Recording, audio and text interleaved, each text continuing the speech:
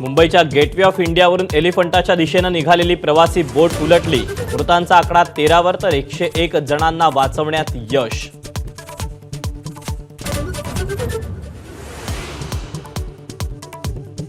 नौदलाच्या स्पीड बोटनं धडक दिल्यानं दुर्घटना। मृतांमध्ये 10 प्रवासी तर 3 नौदलाच्या जवानांचा समावेश। मुख्यमंत्री देवेंद्र फडणवीसांची माहिती।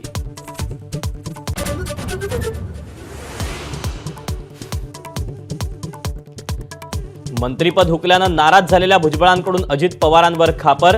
ठरलेली बैठक अजितदादांनी न घेतल्याचा गौप्यस्फोट। सर्वांची चर्चा करून भुजबळ पुढचा निर्णय घेणार।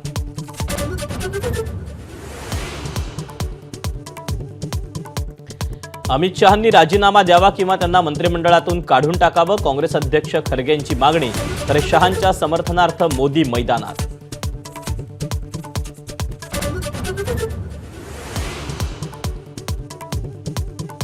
आंबेडकर विरोधी वक्तव्य करणाऱ्या अमित शहांवर भाजप काय कारवाई करणार? उद्धव ठाकरेंचा सवाल।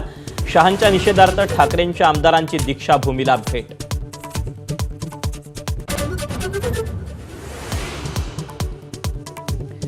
विधानसभा अध्यक्षाप्रमाणे विधान परिषदेचं सभापतीपदही भाजपकडेच। राम शिंदेंची बिनविरोध निवड। औपचारिक घोषणा बाकी।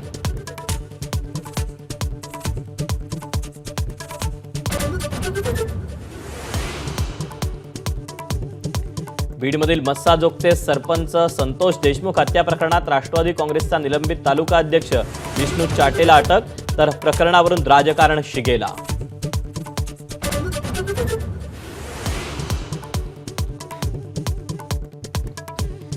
सीबीआयची मुंबईत 27 ठिकाणी छापेमारी। सिप्स भ्रष्टाचार प्रकरणात उपायुक्त सहाय्यक विकास आयुक्ताला अटक। सीबीआयकडून 3 कारसह 61 लाख रुपये जप्त।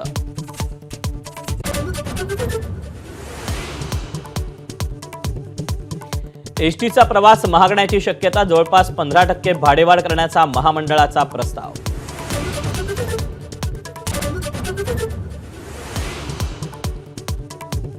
ब्रिस्बेन कसोटीनंतर टीम इंडियाचा ऑफ स्पिनर रविचंद्रन अश्विनची निवृत्ती। 14 वर्षांच्या आंतरराष्ट्रीय कारकिर्दीला दिला पूर्णविराम। 285 आंतरराष्ट्रीय सामन्यात अश्विनच्या खात्यात 765 विकेट्स।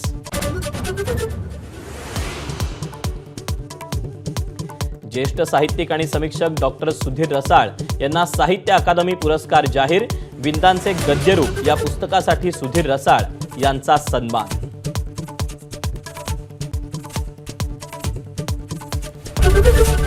एबीपी माझा, उघडा डोळे बघा नीट।